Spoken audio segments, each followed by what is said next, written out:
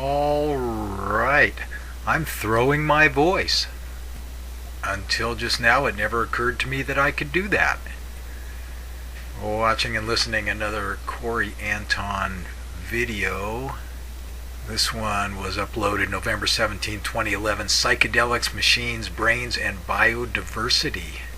A couple minutes in, Corey suggests or states that he does not want to advocate the use, or he would not advocate the use of psychedelics, nor would I. That could be very, very dangerous. Some people trip out and they never come back. So I would not advocate.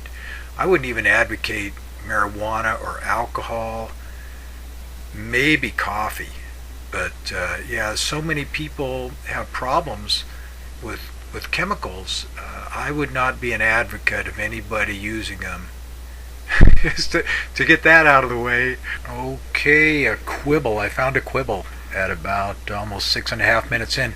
Corey is talking about machines and the machine metaphor. He states that he's ready to grant plants, I would think, some form of consciousness. However, machines are not the product of billions of years of evolution.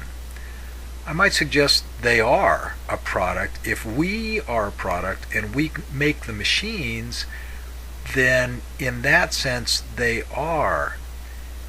And insofar as any object, assuming there are objects, if an object is sensitive, the people that advocate consciousness only as their paradigm, yoga theory, might go so far as to say a rock is conscious because it can respond in some way to an outside force. It's not as conscious as a plant.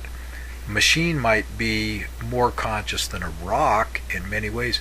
I see a lot of this philosophizing as really involving semantics. That's just me. Almost 7 minutes in, Corey appears to be drawing a distinction between what people do and what the things people make do. And distinctions can be fun. I guess if you're going to have an argument, a logical argument, there has to be some distinctions. There is a diversity among machines. Machines evolve. It could be said machines evolve. They don't do it on their own. To think that people do it on their own, or that the environment is less than or more than a machine because there's an organic structure. People, I think, like Dennett, might see the environment as being mechanistic. I'm not sure. I didn't watch the Daniel Dennett video. I'm a little bit familiar with Dennett, but not all that much. I would think a machine, a robot, a thinking machine that is able to pet a dog, so the dog wags its tail, and the machine is able to have changes corresponding over time in its software, in its memory, could be argued to be not all that much different than oxytocin or whatever chemicals are involved in a human to a dog or any other cross-species communication interaction. The line between organic and inorganic might be subject to question. To draw it is fine. To say that chemistry is not mechanistic once it involves carbon or some configuration of carbon, that's an interesting position to take. I would think that hypothetically the project of digitizing odors or chemicals would not be insurmountable in theory, no matter how difficult it is at present. To not reduce consciousness to what's only going on in the brain, that is to say, it's a whole organism situation, could be extended to the robot.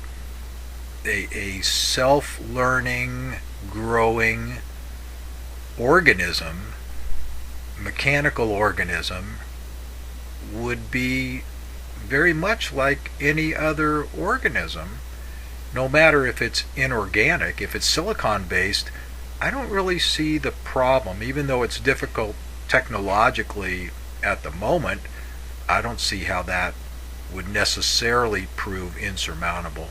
All right, now here's the most excellent point, I think, in the talk of Corey's. It's almost up into 11 minutes.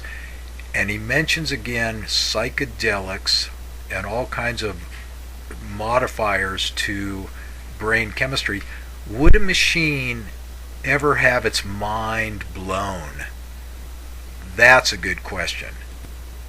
I suppose it might be a sort of total reconfiguration or a quantum leap up in the consciousness of the machine. If it was only aware of itself, or maybe tapped into the World Wide Web, and for some reason there was a trigger mechanism that opened up its programming to some conscious level, or maybe an interdimensional level, that would blow its mind. Hopefully it wouldn't blow a fuse or short circuit it, something like that. The human brain might work by limiting input. A machine kind of goes in the other direction, I would think. Now maybe in the future, if a machine was totally hooked up to, let's say, the internet, and that was too much input for the machine to be able to function, that it had to be channeled down. And if some sort of input opened up those channels, that might be something like what psychedelics or hallucinogenics do. Nice talk, I liked it.